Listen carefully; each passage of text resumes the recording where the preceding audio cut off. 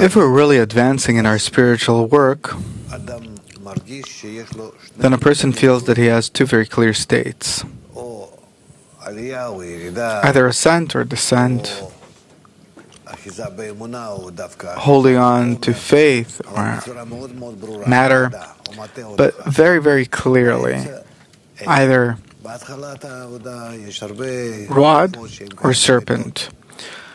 In the beginning, there are many kind of dead periods, but later, the more you advance towards the entrance into spirituality, then it's either rod or serpent, the staff or the serpent. It's very sharp. At least a few times a day. At the beginning of the article, he writes that the Creator tells him, throw down the rod. So the Creator directed him to do this. It's not that Moshe decided to throw down the rod. And so that what? You want to say that it wasn't the Creator who prepared the klipot for us? Not only were they prepared, he pushes him to come to the klipot, to the shelves. Sure.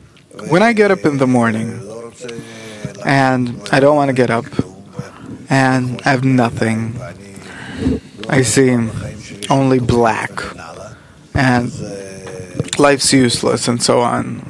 Who does it? The Creator. So what are you asking?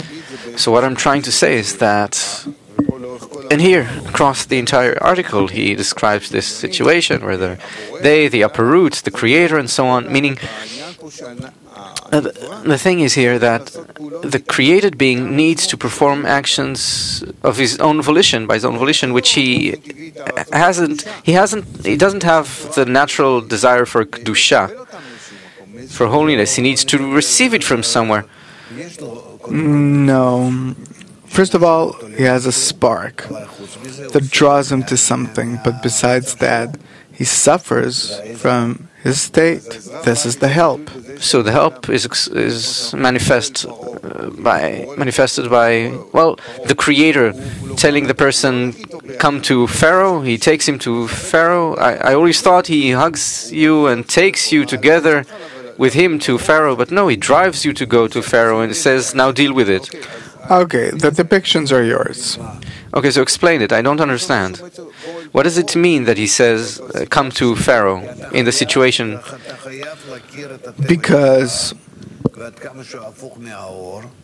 you have to get to know your nature, how opposite to the light it is, how bad it is, and only from that the light excels from the darkness. Only from that you can understand what bestowal is, how exalted the form of bestowal is, not because it's pleasant, even though that's how it is at first, but because you start appreciating it above reason.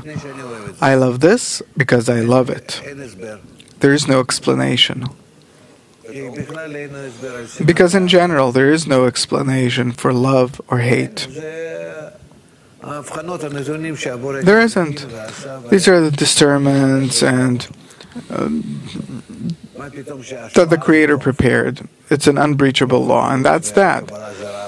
How come bestowal is good and spirituality and reception is bad and corporeality, so on and so forth? It's all relative. You can say whatever you want. You can say there are creatures that feel the other way around.